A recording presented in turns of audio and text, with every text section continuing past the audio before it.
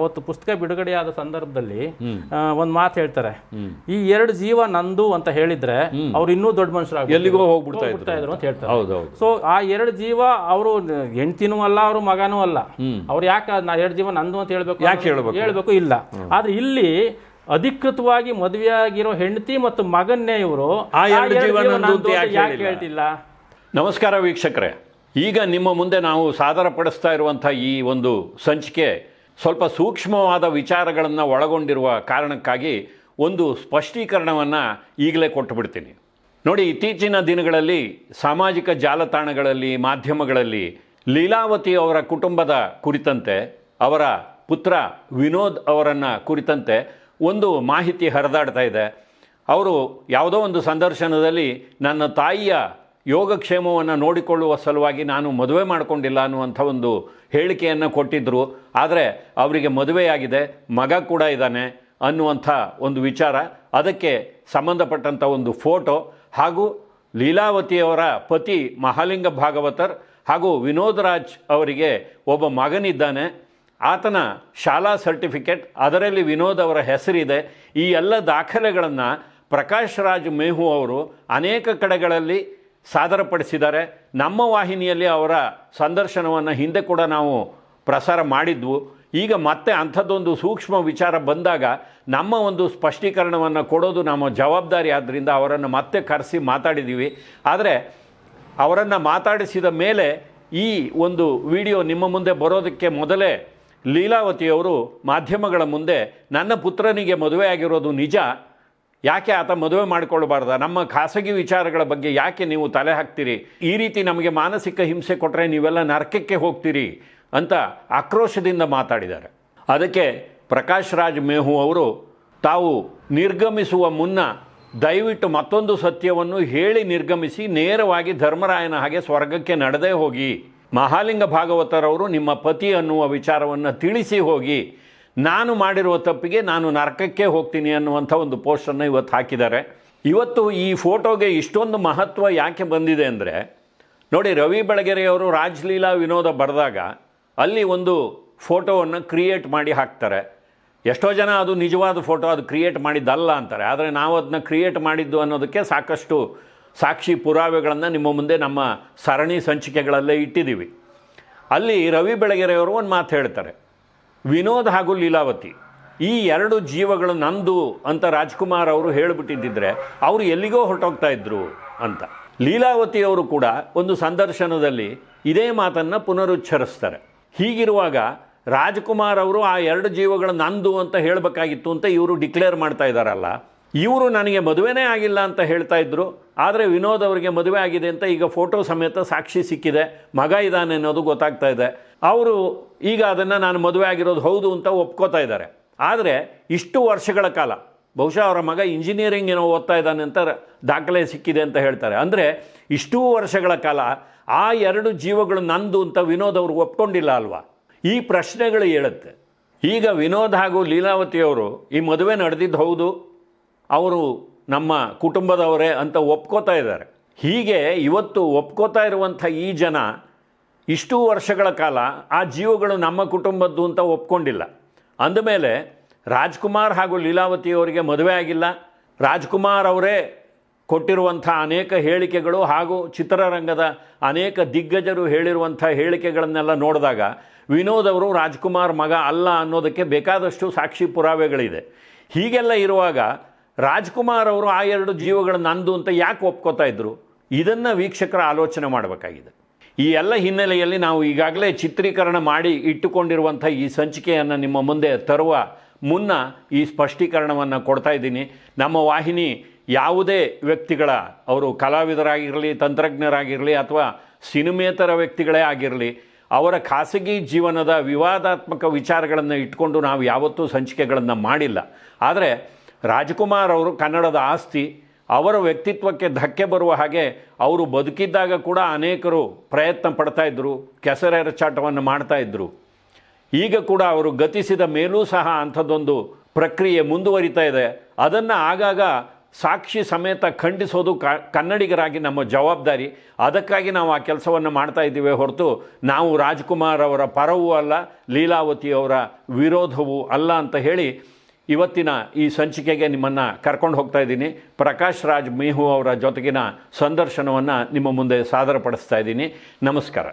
ಪ್ರಕಾಶ್ ಅವರೇ, ಈಗ ನಿಮ್ಮ ಅಂತರಂಗದ ಅಣ್ಣ ಈ ಪುಸ್ತಕದ ಮೂಲಕ ನೀವು ರಾಜ್ಕುಮಾರ್ ಅವರ ಬಗೆಗಿದ್ದಂಥ ಒಂದು ವಿವಾದಕ್ಕೆ ತೆರೆಯನ್ನು ಎಳೆಯುವಂಥ ಒಂದು ಐತಿಹಾಸಿಕವಾದ ದಾಖಲೆಯನ್ನು, ಅದು ಇತಿಹಾಸದಲ್ಲಿ ಇತ್ತು, ಪಾಪ ಯಾರೋ ಬರೆದಿಟ್ಟಿದ್ದಾರೆ, ಆದರೆ ಅದನ್ನು ನೀವು ಮತ್ತೆ ಹುಡುಕಿ ತೆಗೆದು ಜನಗಳ ಮುಂದೆ ಇಡೋ ಮೂಲಕ ಒಂದು ಆ ವಿವಾದಕ್ಕೆ ತೆರೆಯನ್ನು ಎಳೆದಿದ್ದೀರಿ. ಇತ್ತೀಚಿನ ದಿನಗಳಲ್ಲಿ ಮತ್ತೆ ನೀವು ಸುದ್ದಿಯಲ್ಲಿದ್ದೀರಿ ಈ ಸೋಷಿಯಲ್ ಮೀಡಿಯಾದಲ್ಲಿ ಒಂದು ಫೋಟೋ ಮೂಲಕ. ಅದರ ಬಗ್ಗೆ ಹೇಳಿ ಸರ್. ಇದು ಇವತ್ತಿನ ಈ ಸುದ್ದಿಗೆ ಮೂಲ ಕಾರಣ ಮತ್ತೆ ನಿಮ್ಮ ಟೋಟಲ್ ಕನ್ನಡನೇ. ಯಾಕೆಂದರೆ ಈ ಟೋಟಲ್ ಕನ್ನಡದಲ್ಲಿ ರಾಜ್ ಲೀಲಾ ವಿನೋದವಲ್ಲ ಎಪಿಸೋಡ್ ಏನು ಬಂತು, ಹೌದು, ಅದರಲ್ಲಿ ನಾನು ಏನೇನು ಹೇಳಿದ್ದೆ ಅದ್ರ ಬಗ್ಗೆ, ಅದನ್ನು ನೋಡಿದಂಥ ಒಬ್ಬರು ಚೆನ್ನೈ ಮೂಲದವರು, ಅವರು ಲೀಲಾವತಿಯವ್ರ ಕುಟುಂಬಕ್ಕೆ ತುಂಬ ಹತ್ತಿರವಾದವರು, ಅಟ್ ದ ಸೇಮ್ ಟೈಮ್ ಅಣ್ಣ ಅವರ ದೊಡ್ಡ ಅಭಿಮಾನಿ. ಅವರಿಗೆ ಎಲ್ಲ ಗೊತ್ತು, ಸತ್ಯ ಏನು ಸುಳ್ಳೇನು ಅಂತ ಗೊತ್ತಿರೋ ಅಂಥವ್ರು. ಅವರು ನನಗೆ ಫೋನ್ ಮಾಡಿದ್ರು. ಫೋನ್ ಮಾಡಿಬಿಟ್ಟು, ಸರ್ ನಾವು ಈ ಥರ ನಾವು ಇವರು ಹಿಂಗೆ ಸೊ ನೀವು ಹೇಳ್ತಿರೋದನ್ನೆಲ್ಲ ಕೇಳಿದೆ, ನೋಡಿದೆ, ನಾನು ಎಪಿಸೋಡ್ ನೋಡಿದೆ, ಬಹಳ ಖುಷಿ ಆಯಿತು. ಯಾಕೆ ಅಂದರೆ ನಮ್ಗೆ ಗೊತ್ತು ಸರ್ ಅದು, ಬಟ್ ನಾವು ಹೇಳೋ ಹಾಗಿಲ್ಲ. ಬಟ್ ನೀವು ಒಬ್ಬರೇ ಯಾರಾದರೂ ಹೇಳ್ತಾ ಇದ್ದೀರಲ್ಲ ಸತ್ಯನ. ಇವರು ಪಾಪ ರಾಜ್ಕುಮಾರ್ ಅವರ ಅಂತ ದೊಡ್ಡ ವ್ಯಕ್ತಿತ್ವಕ್ಕೆ ಒಂದು ಕಳಂಕ ಹಚ್ಚೋದು ಕೆಲಸ ಯಾಕೆ ಮಾಡ್ತಿದ್ದಾರೆ ಅಂತ ನಮ್ಗೆ ಅರ್ಥನೂ ಆಗ್ತಿಲ್ಲ. ಬಟ್ ಇವ್ರು ಭಾಳ ತಪ್ಪು ಮಾಡ್ತಿದ್ರು. ಬಟ್ ಅದನ್ನ ಯಾರಾದರೂ ಸುಳ್ಳು ಅಂತ ಹೇಳೋರು ಯಾರು ಇಲ್ವೇ ಅಂತ ನಾನು ಹೊಂದ್ಕೋತಾ ಇದ್ದೆ. ಬಟ್ ನಿಮ್ ಈ ಎಪಿಸೋಡ್ ನೋಡಿದ ಮೇಲೆ ಸದ್ಯ ಯಾರಿಗೋ ಈ ಸತ್ಯ ಗೊತ್ತಿದೆಯಲ್ಲ, ಯಾರೋ ಹೇಳ್ತಿದಾರಲ್ಲ ಅಂತ ಖುಷಿ ಆಯ್ತು. ಅದಕ್ಕೆ ನಿಮ್ಮ ನಂಬರ್ನ ಹುಡುಕಿ ಫೋನ್ ಮಾಡಿದೆ ಸರ್ ಅಂತ ಹೇಳಿ ಮಾತು ಶುರು ಮಾಡಿದವರು. ಹಾಗೆ ಮುಂದುವರೆದು ಇದು ನೀವು ಹೇಳಿದ್ದು ಅರ್ಧ ಎಪಿಸೋಡ್ ಸರ್, ಇನ್ನೊಂದು ಎಪಿಸೋಡ್ ಇದೆ ಅಂತ ಹೇಳಿದ್ರು. ನಾನು ಏನು ಸರ್ ಅಂತ ಕೇಳಿದೆ.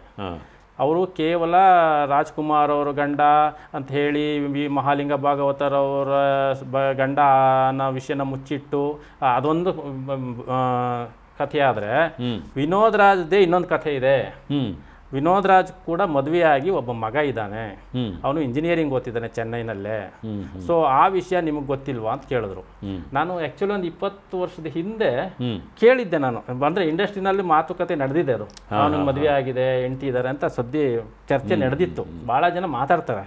ಆದರೆ ಯಾರು ಏನು ಎತ್ತ ಎಲ್ಲಿ ಮದುವೆ ಆಯಿತು, ಆ ಯಾವ ಹೆಂಗಸು ಅವ್ರಿಗೆ ಎಲ್ಲಿದ್ದಾರೆ, ಅದೇ ನಿಜಾನ ಸುಳ್ಳು ಅನ್ನುವ ಸ್ಪಷ್ಟತೆ ಯಾರಿಗೂ ಇರಲಿಲ್ಲ. ಸೊ ಅವ್ರೇನು ಮಾಡಿದ್ರು ಅಂತ ಹೇಳಿ ಅಂತ ಫೋನ್ ಇಟ್ಬಿಟ್ಟು ನನಗೆ ಒಂದು ಈಗ ಏನು ನೀವು ಫೋಟೋ ನೋಡ್ತಾ ಇದ್ರಿ ಆ ಫ್ಯಾಮಿಲಿ ಫೋಟೋನ ಕಳಿಸಿದ್ರು. ನೋಡಿ ಸರ್ ಇವರೇ ಅಂತ. ನಾನು ನೋಡಿದೆ. ಬಟ್ ಏನು ನನಗೆ ಅಲ್ಲಿ ಸಮಸ್ಯೆ ಆಗಿದ್ದೇನು ಅಂತಂದರೆ, ಓಕೆ ಅಲ್ಲಿ ಲೀಲಾವತಿ ಅವರು ಆ ಮಗುವಿನ ಮೇಲೆ ಕೈ ಇಟ್ಕೊಂಡಿರೋ ರೀತಿ, ಅವರ ಮುಖ ಭಾವ, ಅದರಲ್ಲಿರೋ ಆ ಮಮಕಾರದ ಒಂದು ಎಕ್ಸ್ಪ್ರೆಷನ್ ಎಲ್ಲ ಅರ್ಥ ಆಗ್ತಿದೆ. ಆದರೆ ಹೇಗೆ ಹೇಳೋದು ಇವರು ವಿನೋದ್ ರಾಜ್ ಅವ್ರ ಹೆಂಡತಿ ಮಗ ಅಂತ, ಯಾರೋ ಅಭಿಮಾನಿಗಳು ಫೋಟೋ ತೆಗೆಸ್ಕೊಂಡು ಹೋದ್ರು ಅಂತ ಅವ್ರು ಹೇಳೋ ಸುಲಭವಾಗಿ ಹೇಳ್ಬಿಡ್ತಾರೆ. ಅದಕ್ಕೆ ನಾನು ನಿಮ್ಗೆ ಆ್ಯಕ್ಚುಲಿ ನಿಮ್ಗೆ ಫೋಟೋ ಕಳಿಸಿದ್ದೆ ನಾನು ಅವತ್ತು, ಕಳಿಸಿ ನೋಡಿ ಸರ್ ಅಂತ, ಹಿಂಗಿದೆ ಅಂತ. ಬಟ್ ಅವಾಗ ಹೇಳಿದ್ರೆ ಅದನ್ನ ಹೇಳ್ಬಿಡೋರಾಗೆ. ಬಟ್ ಅದೇ ಮನುಷ್ಯ ಈಗ ಒಂದು 3 ದಿವಸದ ಹಿಂದೆ ಆ ಮಗುವಿನದು ಮಾರ್ಕ್ಸ್ ಕಾರ್ಡ್ ಕಳಿಸಿದ್ರು. ಮಾರ್ಕ್ಸ್ ಕಾರ್ಡಲ್ಲಿ ಆ ಹುಡುಗನ ಹೆಸರಿದೆ, ಮತ್ತೆ ತಂದೆ ಹೆಸರು ವಿನೋದ್ ರಾಜ್ ML ಅಂತ, ML ಅಂದರೆ ಮಹಾಲಿಂಗ ಭಾಗವತ ಲೀಲಾವತಿ ಅಂತ ಇದೆ. ಸೊ ಇದೆಲ್ಲ ಸಾಕ್ಷಿ ಸಿಕ್ಕಿದ ಮೇಲೆ ಯಾಕೆ ನಾವು ಇದನ್ನ ಜನಕ್ಕೆ ತಿಳಿಸ್ಬಾರ್ದು? ಯಾಕೆ ಅಂತ ಹೇಳಿದ್ರೆ ಬರೀ ಅದವ್ರ ಪರ್ಸನಲ್ ಮ್ಯಾಟ್ರು, ಅವ್ರ ಸಂಸಾರ ವಿಷಯ ನಿಮ್ಗೆ ಯಾಕೆ ಅಂತ ಕೇಳೋ ಪ್ರಶ್ನೆ ಕೇಳೋರು ಇದ್ದಾರೆ. ಆದ್ರೆ ನನಗೆ ಅದು ಬಹಳ ಯಾಕೆ ಮುಖ್ಯ ಅನ್ಸುತ್ತೆ ಅಂತ ಹೇಳಿದ್ರೆ, ವಿನೋದ್ ರಾಜ್ಗೆ ಮದುವೆನೇ ಆಗಿಲ್ಲ, ಅವ್ರ ತಾಯಿ ಸೇವೆ ಮಾಡ್ಕೊಂಡು ಹಾಗೇ ಇದ್ಬಿಟ್ಟ ಪಾಪ. ಅಯ್ಯೋ ಪಾಪ, ಅವ್ರ ತಾಯಿ ಮಗ ಇಬ್ರು ಒಂಥರ ಅನಾಥರಾಗ್ಬಿಟ್ರು. ಇದಕ್ಕೆಲ್ಲ ರಾಜ್ಕುಮಾರ್ ಮತ್ತೆ ಅವ್ರ ಮನೆಯವರು ಕುಟುಂಬದವ್ರ ಕಾರಣ ಅಂತ ರಾಜ್ಕುಮಾರ್ ಮತ್ತೆ ರಾಜ್ಕುಮಾರ್ ಅವರ ಕುಟುಂಬವನ್ನು ಇದನ್ನ ಬಳಸ್ಕೊಂಡು ಬಹಳ ಜನ ನೆಗೆಟಿವ್ ಆಗಿ ಮಾತಾಡ್ತಾರೆ. ಅದು ಒಂದು ಡೈರೆಕ್ಟ್ ಲಿಂಕ್ ಇದೆ. ಹೌದೌದು. ಸೊ ಹಾಗಾಗಿ ಇದು ಸುಳ್ಳಲ್ವಾ? ಸುಳ್ಳು ಅಂತ ಆದ್ಮೇಲೆ ಅವ್ನ ಹೆಂಡತಿನೂ ಇದ್ದಾರೆ, ಮಗನೂ ಇದ್ದಾನೆ, ಅವ್ರ ಅನಾಥರಲ್ಲ. ಆಮೇಲೆ ಬಹಳ ಕಡೆ ಅವರು ನನಗೇನು ಆಸ್ತಿ ಇಲ್ಲ ಗತಿ ಇಲ್ಲ ಅನ್ನೋ ಥರನೇ ಅವರು ವೇದಿಕೆಗಳ ಮೇಲೆ ಬಂದು ಹೇಳ್ಕೊತಾರೆ. ಅದು ಇಂಡೈರೆಕ್ಟ್ ಆಗಿ ರಾಜ್ಕುಮಾರ್ ಮಾಡ್ಬೇಕಿತ್ತು ನಮ್ಗೆ ಅವೆಲ್ಲ ಅಂತ. ಬಟ್ ಅದೆಲ್ಲ ಸುಳ್ಳು. ಅವ್ರಿಗೆ ಒಳ್ಳೆ ಆಸ್ತಿವಂತರು, ಒಳ್ಳೆ ಎಲ್ಲ ಅನುಕೂಲವಾಗೇ ಇದ್ದಾರೆ. ಅಟ್ ದ ಸೇಮ್ ಟೈಮ್ ಈಗ ಫ್ಯಾಮಿಲಿ ಚೆನ್ನಾಗೇ ಇದೆ. ಅದನ್ನ ಯಾಕೆ ಮುಚ್ಚಿಟ್ಟಿದ್ದಾರೆ? ಆಮೇಲೆ ಅದಕ್ಕಿಂತ ಮುಖ್ಯವಾಗಿ ಅವತ್ತು ಪುಸ್ತಕ ಬಿಡುಗಡೆಯಾದ ಸಂದರ್ಭದಲ್ಲಿ ಒಂದ್ ಮಾತು ಹೇಳ್ತಾರೆ, ಈ 2 ಜೀವ ನಂದು ಅಂತ ಹೇಳಿದ್ರೆ ಅವ್ರು ಇನ್ನೂ ದೊಡ್ಡ ಮನುಷ್ಯರಾಗ ಎಲ್ಲಿಗೋ ಹೋಗ್ಬಿಡ್ತಾ ಇದ್ರು ಅಂತ ಹೇಳ್ತಾರೆ. ಸೊ ಆ 2 ಜೀವ ಅವರು ಹೆಂಡ್ತಿನೂ ಅಲ್ಲ, ಅವ್ರ ಮಗನೂ ಅಲ್ಲ. ಅವ್ರು ಯಾಕೆ 2 ಜೀವ ನಂದು ಅಂತ ಹೇಳ್ಬೇಕು ಇಲ್ಲ. ಆದ್ರೆ ಇಲ್ಲಿ ಅಧಿಕೃತವಾಗಿ ಮದುವೆಯಾಗಿರೋ ಹೆಂಡತಿ ಮತ್ತು ಮಗನ್ನೇ ಇವರು ಯಾಕೆ ಹೇಳ್ತಿಲ್ಲ? ಅದನ್ನ ಯಾಕೆ ಮುಚ್ಚಿಟ್ಟಿದ್ದಾರೆ? ಅದು ವೀಕ್ಷಕರು ಹೇಳ್ಬೇಕು. ಸೊ ಹಾಗಾಗಿ ನಾನು ಇದು ಒಂದು ದೊಡ್ಡ ಅಂದರೆ ಪರ್ಸ್ನಲ್ಲೇ ಇರ್ಬೋದು, ಆದರೆ ಇದು ರಾಜ್ಕುಮಾರ್ ಅವ್ರ ಮೇಲೆ ಅವ್ರ ಕುಟುಂಬದ ಬಗ್ಗೆ ಒಂದು ನೆಗೆಟಿವ್ ಪರಿಣಾಮ ಬೀರುತ್ತೆ. ಹಾಗಾಗಿ ಇದನ್ನು ನಾನು ಅದು ಸುಳ್ಳು ಅಂತ ಹೇಳೋದಕ್ಕೋಸ್ಕರ ನಾನು ಪೋಸ್ಟ್ ಮಾಡಿದ್ದು. ಬಹಳ ಒಳ್ಳೆ ಕೆಲಸ ಮಾಡಿದ್ದೀರಾ. Thank you sir. ಯಾಕೆಂದರೆ ರಾಜ್ಕುಮಾರ್ ಅವರು ಕನ್ನಡದ ಆಸ್ತಿ ಕನ್ನಡದ ಆಸ್ತಿ. ರಾಜ್ಕುಮಾರ್ ಅವರ ವೈಯಕ್ತಿಕ ವಿಚಾರಗಳು ನಮಗೆ ಬೇಡ ಅಂತ ಹೇಳಿದ್ರು ಅದನ್ನು ನಾವು ತಗೊಳ್ಳೇಬೇಕಾಗುತ್ತೆ. ರಾಜ್ಕುಮಾರ್ ಅವರು ಯಾವತ್ತೂ ಯಾವುದನ್ನು ಮುಚ್ಚಿಟ್ಟವರಲ್ಲ. ಅದಕ್ಕೆ ಸಾಕ್ಷಿಗಳಿದೆ.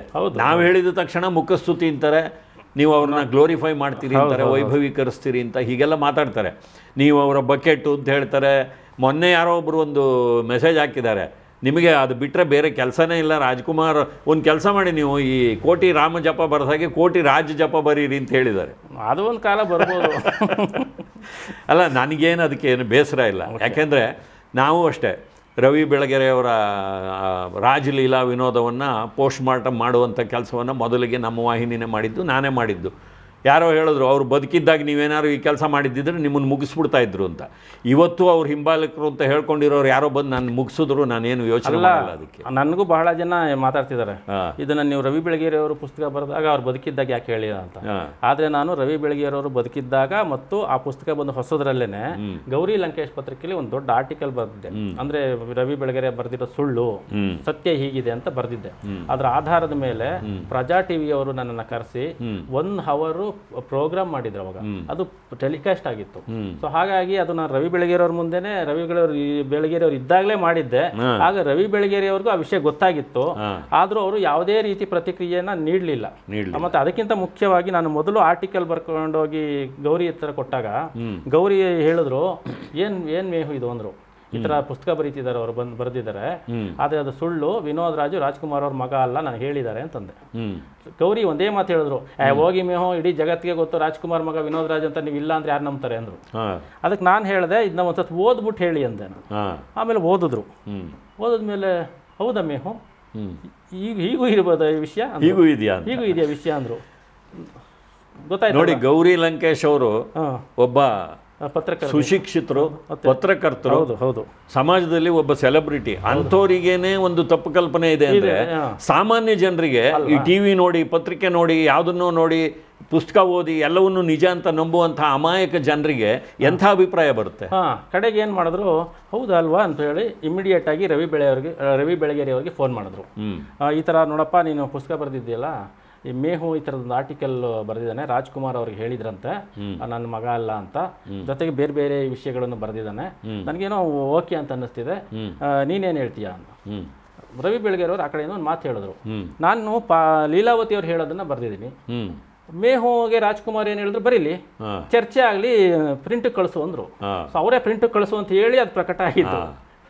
ಆದರೆ ಈ ರವಿ ಬೆಳಗೆರೆ ಅವರ ಹಿಂಬಾಲಕರು ಕೆಲವರು ಇದಾರಲ್ಲ, ಅವ್ರು ಇವತ್ತಿಗೂ ಅದು ಏನೋ ಒಂದು ದೊಡ್ಡ ಅಪರಾಧ ನಾವು ಮಾಡ್ತಿದೀವಿ ಅನ್ನೋ ಥರ ಅವ್ರ ಎದುರುಗಡೆ ನೀವು ಮಾತಾಡಬಾರ್ದಾಗಿತ್ತು. ನಾನು ಅದಕ್ಕೆ ಅವ್ರಿಗೆ ಕೇಳಿದೆ, ರಾಜ್ಕುಮಾರ್ ಅವರು ಬದುಕಿದ್ದಾಗ ಲೀಲಾವತಿಯವರು ಯಾಕೆ ಇದನ್ನು ಹೇಳಲಿಲ್ಲ, ಅಥವಾ ರವಿ ಬೆಳಗೆರೆ ಅವರು ಯಾಕೆ ಇದನ್ನು ಬರೀಲಿಲ್ಲ? ಹೌದು, ಕೊನೆಗೆ ಪಾರ್ವತಮ್ಮ ರಾಜ್ಕುಮಾರ್ ಅವರು ಡೆತ್ ಬೆಡ್ಡಲ್ಲಿ ಇದ್ದಾಗ ಅದನ್ನು ಪುಸ್ತಕನ ಪ್ರಿಂಟ್ ಮಾಡಿ ಪಬ್ಲಿಷ್ ಮಾಡಿದ್ರೆ ಹೊರತು ಪಾರ್ವತಮ್ಮನವ್ರ ಬಗ್ಗೆನೂ ರವಿ ಬೆಳಗೆರೆ ಅವರಿಗೆ ಭಯ ಇತ್ತು. ಆಮೇಲೆ ನಾನು ರವಿ ಬೆಳಗೆರೆ ಅವರು ಆ ಪುಸ್ತಕ ಓದಿದ ಮೇಲೆ ಒಂದು ಅರ್ಥ ಮಾಡ್ಕೊಂಡಿದ್ದೇನೆಂದ್ರೆ, ನಾನು ಬರೀತಿರೋದು ಸುಳ್ಳು, ವಿನೋದ್ ರಾಜು ರಾಜ್ಕುಮಾರ್ ಮಗ ಅಲ್ಲ ಅಂತ ರವಿ ಬೆಳಗೇರಿಯವ್ರಿಗೂ ಅರ್ಥ ಆಗಿತ್ತು ಅನ್ನೋದಕ್ಕೆ ನನಗೆ ಸಾಕ್ಷಿ ಇದೆ. ಹಾಂ ಎಲ್ಲಿ ಆ ಪುಸ್ತಕದಲ್ಲೇ ಸಾಕ್ಷಿ ಇದೆ. ಹಾಂ ಅಂದ್ರೆ ಯಾವ ವಿಷಯ ಒಂದು ಅಂದ್ರೆ ಆ ಕೊಲ್ಲಾಪುರದ್ದು ಸಂತ ತುಕಾರಾಮ್ ಟೈಮಲ್ಲಿ ಇದಾಗಿದ್ದು, ಅಲ್ಲಿಂದ ಚೆನ್ನೈಗೆ ಬಂದಾಗ ಅವ್ರು ಪ್ರೆಗ್ನೆಂಟ್ ಅಂತ ಗೊತ್ತಾಗಿದ್ದು ಅನ್ನೋ ಪದ ಇದೆ, ಆ ಒಂದು 4 ಲೈನ್ ಇದೆಯಲ್ಲ, ಅದನ್ನ ಪುಸ್ತಕದಲ್ಲಿ ಎಡಿಟ್ ಮಾಡ್ಬಿಟ್ಟು ಆಯ್ ಬೆಂಗಳೂರು ಹಾಕೊಂಡಿದ್ದಾರೆ. ಯಾಕಂದ್ರೆ ಅದು ಆಯ್ ಬೆಂಗಳೂರು ಪುಸ್ತಕದ ಜೊತೆ ಇದ್ರೆ ಈ ಅದೇ 1962 ಅನ್ನೋದು ಸಿಕ್ಬಿಡುತ್ತಲ್ಲ. ಹೌದೌದು. ಸೊ ಅದಕ್ಕೋಸ್ಕರ ಅವ್ರು ಏನ್ ಮಾಡ್ಬಿಟ್ಟಿದ್ದಾರೆ, ನಾನು ಆ ಶೂಟಿಂಗ್ ಮುಗಿಸ್ಕೊಂಡು ಬಂದಾಗ ನನ್ನ ಪ್ರೆಗ್ನೆಂಟ್ ಅಂತ ಗೊತ್ತಾಯ್ತು ಅನ್ನೋ ಪಾಯಿಂಟ್ ಅನ್ನ ಎಡಿಟ್ ಮಾಡ್ಬಿಟ್ಟು ಹಾಯ್ ಬೆಂಗಳೂರಲ್ಲಿ ಹಾಕೊಂಡಿದ್ದಾರೆ.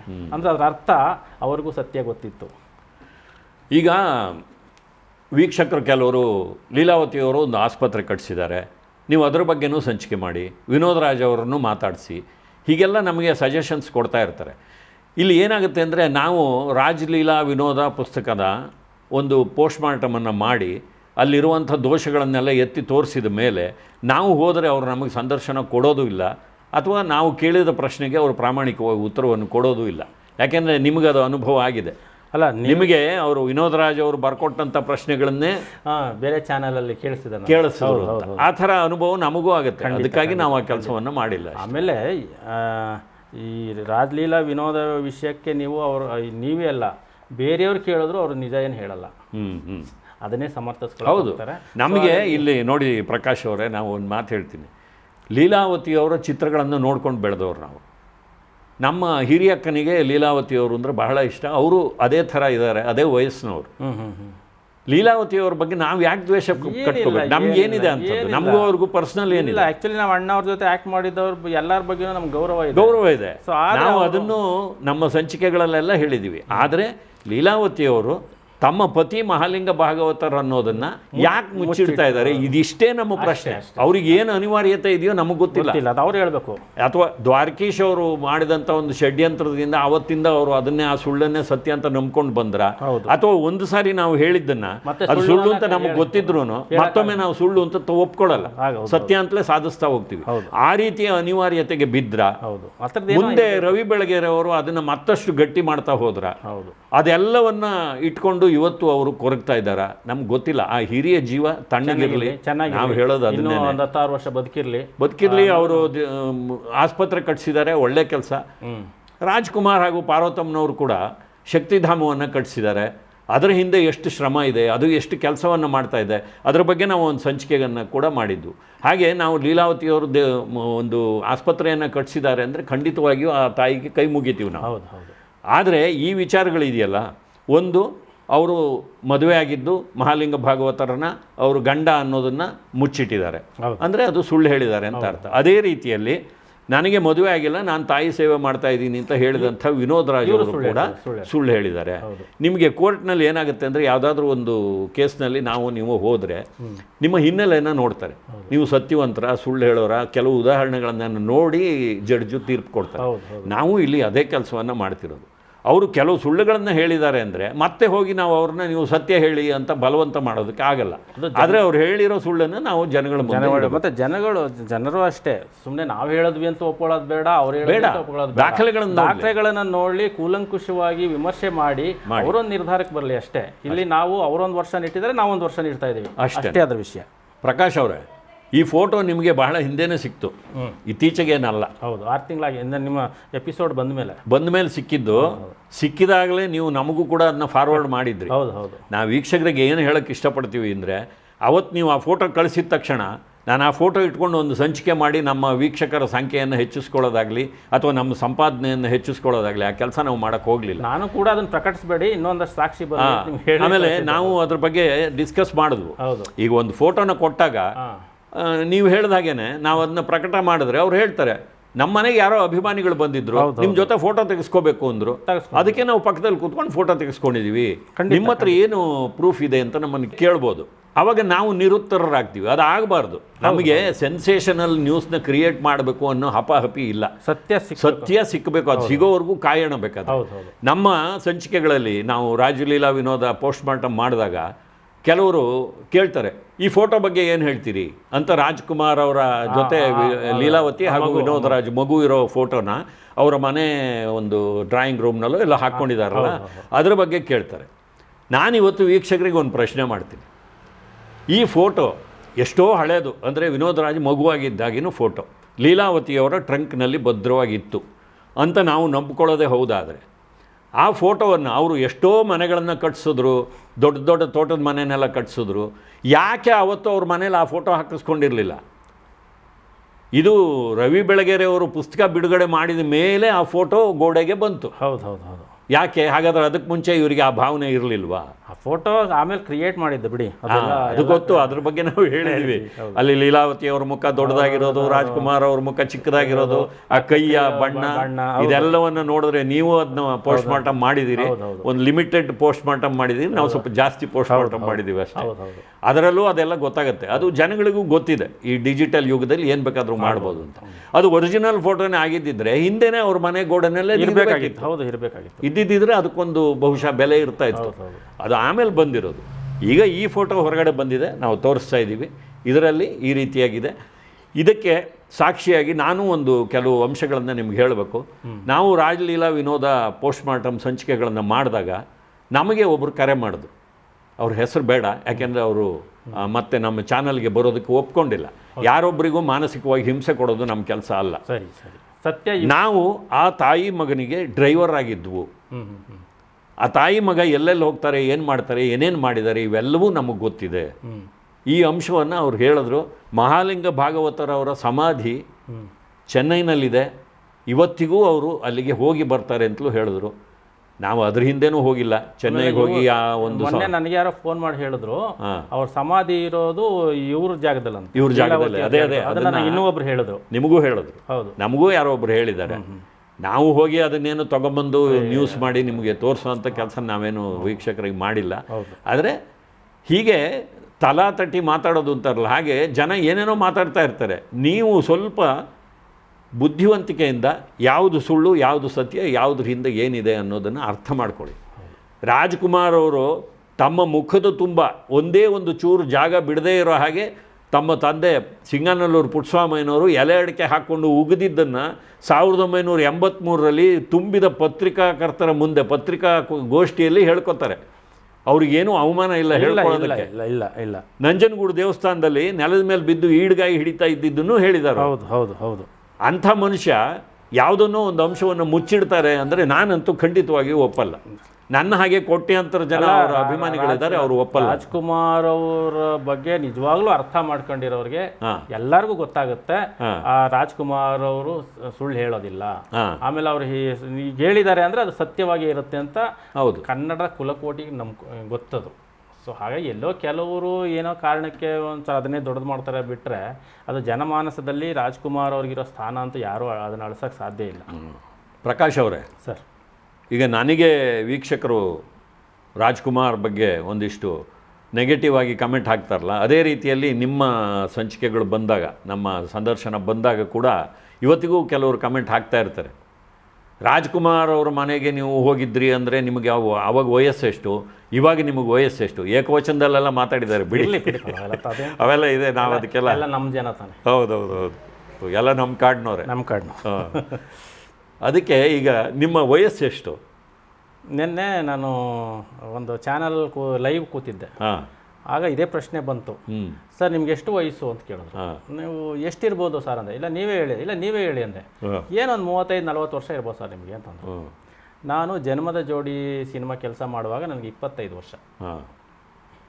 ಈಗ ಆ ಸಿನಿಮಾ ಬಂದು 25-26 ವರ್ಷ ಆಯಿತು. ನನಗೆ 50 ವರ್ಷ ದಾಟಿದೆ. ಆಮೇಲೆ ಬರೀ ಈಗ ರಾಜ್ಕುಮಾರ್ ಅವ್ರ ಜೊತೆ ನಾನು ಇದ್ದಿದ್ದೇ ಸುಳ್ಳು ಅಂತ ಕೆಲವರು ಮಾತಾಡ್ಬೋದು. ಹೌದೌದು. ಜನ್ಮದ ಜೋಡಿ, ಹೃದಯ, ಟುವಿ, ಅರಸು, ಅಪ್ಪು, ಈ ಥರ ಒಂದಷ್ಟು ವಜ್ರೇಶ್ವರಿಯಿಂದ ಬಂದ ಎಲ್ಲ ಸಿನಿಮಾಗಳಲ್ಲೂ ಸಹ ನಿರ್ದೇಶಕನ ಪ್ರಕಾಶ್ ರಾಜ್ ಮೇಹು ಅಂತ ದೊಡ್ಡದಾಗಿ ಹೆಸರಿದೆ. ದಾಖಲೆ ಇದೆ. ನಿಮ್ಮ DNA ಸಿನಿಮಾಗೆ ಶುಭ ಕೋರಿ ಪುನೀತ್ ರಾಜ್ಕುಮಾರ್ ಅವರು, ರಾಘವೇಂದ್ರ ರಾಜ್ಕುಮಾರ್ ಅವರು, ಶಿವರಾಜ್ ಕುಮಾರ್ ಅವರು ಎಲ್ಲರೂ ಹೇಳಿಕೆಗಳನ್ನು ಹೇಳಿದ್ದಾರೆ. ಆಮೇಲೆ ನಮ್ಮ ರಾಘಣ್ಣ ಅವರಂತೂ ನಮ್ಮ ಮನೆಯ ಮಗ ಅಂತ ಹೇಳಿದ್ದಾರೆ. ಸೊ ಇಷ್ಟ್ರ ಮೇಲೆ ನಾನು ಇನ್ನೇನು ಸಾಕ್ಷಿ ಕೊಡಕ್ಕೆ ಅಷ್ಟೇ. ಅದೇ ಈಗ ವೀಕ್ಷಕರಲ್ಲಿ ಏನಾಗುತ್ತೆ ಅಂದರೆ, ನಮ್ಮ ಬಾಹ್ಯ ರೂಪವನ್ನು ನೋಡಿಬಿಟ್ಟು ನಮಗೆ ಇಷ್ಟೇ ವಯಸ್ಸಾಗಿದೆ ಅಂತ ತೀರ್ಮಾನಕ್ಕೆ ಬಂದ್ಬಿಡ್ತಾರೆ. ನೀವು ಸ್ವಲ್ಪ ಯಂಗಾಗಿ ಕಾಣೋದ್ರಿಂದ ಇವರು ಜನ್ಮದ ಜೋಡಿ ಕಾಲದಲ್ಲಿ ರಾಜ್ಕುಮಾರ್ ಅವ್ರ ಮನೆಗೆ ಹೋಗಿದ್ರು ಅಂದರೆ ಇವ್ರಿಗೆ ವಯಸ್ಸೆಷ್ಟು? ಹೌದು, ನಿಮ್ಮ ಈ ಚಿರ ಯೌವನದ ಗುಟ್ಟೇನು ಹೇಳಿ. ಬಹುಶಃ ನಾನು ಯಾವುದೇ ಚಟ ಇಲ್ಲದ ಮನುಷ್ಯ ನಾನು. ಈ ಮದ್ಯಪಾನ ಇತ್ಯಾದಿಗಳು ಅಂದ್ರೆ ಇಲ್ವೇ ಇಲ್ಲ ಅಂತ ಹೇಳಲ್ಲ. ಏನೋ 6 ತಿಂಗಳಿಗೋ ಚಟ ಅಂದ್ರೆ ಬೇರೆ, ವರ್ಷಕ್ಕೋ ಎಲ್ಲೋ ಪಾರ್ಟಿ ಗೀಟಿನಲ್ಲಿ ಒಂಚೂರು ತಗೋಬೋದೇ ಬಿಟ್ರೆ ನನಗೆ ಅದು ಚಟ ಅಂತ ಇಲ್ಲ. ಸೊ ಹಾಗಾಗಿ ಅದು ಒಂದು ಕಾರಣ ಇರ್ಬೋದು. ಬಟ್ ಇನ್ನೊಂದು ಕಡೆ ನನಗೆ ಈ ಥರ ಕೇಳಿದವ್ರಿಗೆಲ್ಲ ತಮಾಷೆಗೆ ಹೇಳ್ತಾ ಇರ್ತೀನಿ, ನಾನು 10 ವರ್ಷ ಅಣ್ಣವ್ರ ಜೊತೆ ಕೂತ್ಕೋತಾ ಇದ್ದೆ, ಅದ್ರದ್ದು ಏನೋ ಒಂದು ಶಕ್ತಿ ಬಂದಿರ್ಬೋದು, ಬಹುಶಃ ಅದು ಇರ್ಬೋದೇನೋ ಅಲ್ವಾ. ಹೌದು, ರಾಜ್ಕುಮಾರ್ ಅವ್ರನ್ನ ಕೆಲವರು ಸ್ಪರ್ಶಮಣಿ ಅಂತ ಕರೀತಾರೆ. ಆ ಒಂದು ಮಣಿನ ನಿಮ್ಗೆ ಸ್ಪರ್ಶ ಮಾಡಿದ್ರೆ ಒಳ್ಳೆ ಗುಣ, ಅದು ಒಳ್ಳೆ ಗುಣ. ಹೌದೌದು, ನಂಗೆ ಆಗಿರ್ಬೋದೇನೋ ಅಂತ ನಾನು ಇರ್ಬೋದು, ಅದು ನಮ್ಗೆ ಗೊತ್ತಿಲ್ಲ. ನಿಮ್ಮ ಮಾತು ಕೇಳಿದಾಗ ಇನ್ನೊಂದು ನೆನಪಾಗುತ್ತೆ ನನಗೆ. ನೀವು ಬಂದ ಮೇಲೆ ನಮ್ಮ ವಾಹಿನಿಗೆ ಅಪ್ಪು ವೆಂಕಟೇಶ್ ಅವ್ರು ಬಂದಿದ್ರು, ಸಾಹಸ ನಿರ್ದೇಶಕರು, ಫ್ರೆಂಡೇ ನನಗೆ. ಅವರು ನೋಡೋದಕ್ಕೆ ನಿಮ್ಮ ಹಾಗೆ ಹೆಂಗಾಗಿ ಕಾಣಿಸ್ತಾರೆ. ಅವರು ಅಣ್ಣ ಅವ್ರಿಗೆ ಸಹ ಟ್ರೈನ್ ಮಾಡಿದ್ದಾರೆ. ಹೌದು, ಅದು ಅವರು ಅಪ್ಪು ಅವ್ರಿಗೆ ಟ್ರೈನರ್ ಅವರು. ಹೌದು. ಬಟ್ ಅಣ್ಣ ಅವರು ಭಕ್ತ ಅಂಬರೀಷ ಸಿನಿಮಾ ಮಾಡಬೇಕು ಅಂತ ತೀರ್ಮಾನ ಆದಾಗ ಅವರು ಅದಕ್ಕೆ ಸಿದ್ಧವಾಗಬೇಕು ಅಂತ, ಅಂದ್ರೆ ಸ್ವಲ್ಪ ಬಾಡಿ ಎಲ್ಲ ಸ್ವಲ್ಪ ಬೆಂಡ್ ಆಗಿದೆ ಅಂತ ಅವ್ರಿಗೆ ಶಬ್ದವೇದಿನಲ್ಲಿ ಅನ್ನಿಸ್ಬಿಟ್ಟಿತ್ತು ಅನ್ನೋ ಒಂದು ಫೀಲಿಂಗ್ ಬಂದಿತ್ತು. ಇದ್ರಲ್ಲಿ ಅದು ಕಾಣಬಾರ್ದು ಅಂತ ಹೇಳಿ ಒಂದಷ್ಟು ಎಕ್ಸಸೈಸ್ ಶುರು ಮಾಡಿದ್ರು. ಆವಾಗ ಅಪ್ಪು ವೆಂಕಟೇಶ್ ಅವ್ರ ಮೂಲಕನೇ ಅದು ಅವರು ಪ್ರಾಕ್ಟೀಸ್ ಮಾಡ್ತಾ ಇದ್ರು. ಅದೇ ಅಪ್ಪು ವೆಂಕಟೇಶ್ ಅವರು ಸಹ ರಾಜ್ಕುಮಾರ್ ಅವ್ರ ಜೊತೆಗೆ ಇದ್ದಿದ್ರಿಂದ ಆ ಸ್ಪರ್ಶಮಣಿಯಿಂದಾಗಿ ಅವರು ಇರ್ಬೋದು, ನಮಗೂ ಅದೇ ಇರ್ಬೋದೇನ. ಪ್ರಕಾಶ್ ಅವರೇ, ನಮ್ಮ ವಾಹಿನಿಗೆ ಮತ್ತೊಮ್ಮೆ ಬಂದ್ರಿ, ನಮ್ಮ ಕರೆಗೆ ಹೋಗೊಟ್ಟು ಬಂದಿದ್ದೀರಿ. ಬಂದು ನಿಮ್ಮ DNA ಸಿನಿಮಾದ ಬಗ್ಗೆ, ಕನ್ನಡ ಚಿತ್ರರಂಗದ ಆಗು ಹೋಗುಗಳ ಬಗ್ಗೆ, ಜೊತೆಗೆ ರಾಜ್ಕುಮಾರ್ ಅವರ ವ್ಯಕ್ತಿತ್ವಕ್ಕೆ ಮಸಿ ಬಳಿಯುವ ಒಂದು ಪ್ರಯತ್ನ ಆಗಾಗ ಬೇರೆ ಬೇರೆ ಮೂಲದ ಪ್ರಕಾರ ನಡೀತಾ ಇದೆ, ಬೇರೆ ಬೇರೆ ಕಡೆಗಳಿಂದ ನಡೀತಾ ಇದೆ. ಅದಕ್ಕೆ ಈ ವಿನೋದ್ ರಾಜು, ಲೀಲಾವತಿ ಇಂಥವರನ್ನು ಒಂದು ಟೂಲ್ ಆಗಿ ಬಳಸ್ಕೋತಾರೆ ಜನ. ಹಾಗಾಗಿ ಅಂಥ ವಿಚಾರಗಳಲ್ಲಿ ಕೂಡ ಒಂದು ದಾಖಲೆ ಸಮೇತ ಜನರಿಗೆ ಸತ್ಯ ಏನು ಅನ್ನೋದನ್ನು ಒಂದು ಮುಂದೆ ಇಡುವಂಥ ಒಂದು ಪ್ರಯತ್ನವನ್ನು ನಾವು ಮಾಡ್ತಾಯಿದ್ದೀವಿ, ನೀವು ಮಾಡ್ತಾಯಿದ್ದೀವಿ. ಅದಕ್ಕಾಗಿ ನಿಮಗೆ ಧನ್ಯವಾದಗಳು. ಆಮೇಲೆ ಇದು ಆ್ಯಕ್ಚುಲಿ ಭಾಳ ಜನ ನನಗೆ ಹೇಳ್ತಿದ್ದಾರೆ, ನೀವು ಪ್ರಚಾರಕ್ಕೆ ಬರೋದಕ್ಕೋಸ್ಕರ ಈ ವಿಷಯಗಳನ್ನು ಮಾತಾಡ್ತಿದ್ದೀನಿ, ಅದಕ್ಕೆ ಒಂಚೂರು ಕ್ಲಾರಿಫೈ ಮಾಡಬೇಕು. ಹೇಳಿ. ನಾನು ಒಬ್ಬ ನಿರ್ದೇಶಕ ಆಗಬೇಕು ಅಂತ ಬಂದವನು. ನಾನು ಇಷ್ಟ ಇಲ್ಲದೆ ಇದ್ರೂ ಅದು ಯಾಗೋ ನಾವು ಒಬ್ಬ ಬರಹಗಾರನೂ ಆಗ್ಬಿಟ್ಟೆ. ಈ ಅಂತರಂಗದ ಅಣ್ಣಗಿಂತ ಹಿಂದೆ 2001ರಲ್ಲೇ ನಾನು ತಿಮ್ಮಜ್ಜಿಯ ಮ್ಯಾಗ್ನೋಲಿ ಅಂತ ಒಂದು ಕಾದಂಬರಿನ ಬರೆದು ಅದಕ್ಕೆ ಸಾಹಿತ್ಯ ಅಕಾಡೆಮಿ ಪ್ರಶಸ್ತಿ ಕೂಡ ಬಂತು. ಅದಕ್ಕೆ ಅಣ್ಣ ಅವರು ಮುನ್ನುಡಿ ಬರ್ಕೊಟ್ಟಿದ್ದಾರೆ. ಹೀಗಾಗಿ ನನಗೆ ಇಷ್ಟ ಇಲ್ಲದೆ ಇರೋ ನಾನೊಬ್ಬ ಸಾಹಿತಿನೂ ಆಗ್ಬಿಟ್ಟೆ. ಈಗ ನಾನು ಹೆಸರು ಮಾಡಬೇಕು ಅಂತಿರೋದು, ನಾನು ಏನಾದರೂ ಸಾಧನೆ ಮಾಡಬೇಕು ಅಂತಿರೋದು ಒಬ್ಬ ಸಿನಿಮಾ ನಿರ್ದೇಶಕನಾಗಿ, ಒಬ್ಬ ಬರಹಗಾರನಾಗಿ. ಈ ಥರ ಈ ವಿಷಯ ಇಟ್ಕೊಂಡು ನಾನು ಪ್ರಚಾರಕ್ಕೆ ಬರೋ ಅವಶ್ಯಕತೆಯೂ ಇಲ್ಲ, ಅದು ನನ್ನ ಆಸೆನೂ ಅಲ್ಲ. ಬಟ್ ಏನಂದರೆ ನನಗೆ ಏನೋ ಗೊತ್ತಿದೆ, ಇಲ್ಲಿ ಏನೋ ಒಂದು ಅನ್ಯಾಯ ನಡೆದಿದೆ. ಅದು ಅನ್ಯಾಯ ಸುಳ್ಳು, ಅದು ರಾಜ್ಕುಮಾರ್ ಅವ್ರ ಬಗ್ಗೆ ಮಾಡ್ತಿರೋ ಆಪಾದನೆ ಸುಳ್ಳು ಅಂತ ನನಗೆ ಗೊತ್ತಿದೆ, ದಾಖಲೆಗಳು ಸಿಗ್ತಾ ಇದೆ. ಸೊ ಇದನ್ನ ನಾನು ಸುಮ್ಮನೆ ಇದ್ದುಬಿಟ್ರೆ ನಾನು ರಾಜ್ಕುಮಾರ್ ಅವ್ರಿಗೆ ಮಾಡೋ ಅಪಚಾರ ಆಗತ್ತದು. ನಾನೊಬ್ಬ ಅಭಿಮಾನಿಯಾಗಿ, ಅವರ ಒಡನಾಡಿಯಾಗಿ, ಒಬ್ಬ ಕನ್ನಡಿಗನಾಗಿ ನಾನು ಅವ್ರು ಹೇಳಿದ ಒಂದು ಸತ್ಯನ ಜಗತ್ತಿಗೆ ಹೇಳಲೇಬೇಕು. ಆ ಒಂದು ಕಾರಣಕ್ಕೆ ಮತ್ತೆ ಇದ್ರ ಬಗ್ಗೆ ಮಾತಾಡ್ತಿದ್ದೀನಿ ಹೊರತು ನನಗೆ ಇದರಿಂದ 1 ಪೈಸಾ ಲಾಭ ಇಲ್ಲ. ಖಂಡಿತ. ಆಮೇಲೆ ಅದು ನನಗೆ ಬೇಕಾಗೂ ಇಲ್ಲ. ಸೊ ನಾನು ಒಬ್ಬ ಒಳ್ಳೆ ನಿರ್ದೇಶಕ ಆಗಬೇಕು, ಒಳ್ಳೆ ಸಿನಿಮಾ ಮಾಡಬೇಕು, ಒಳ್ಳೆ ಪುಸ್ತಕ ಬರೀಬೇಕು, ಅದ್ರ ಮೂಲಕ ನಾನು ಹೆಸರು, ಹಣ ಎಲ್ಲನೂ ಮಾಡಬೇಕು, ಅಷ್ಟೇ ನನ್ನ ಆಸೆನ ಹೊರತು ಇದರಿಂದ ಖಂಡಿತ ಅಲ್ಲ ಅಂತ ನಾನು ಸ್ಪಷ್ಟಪಡಿಸ್ಬಿಡ್ತೀನಿ. ನಮಸ್ಕಾರ. Thank you.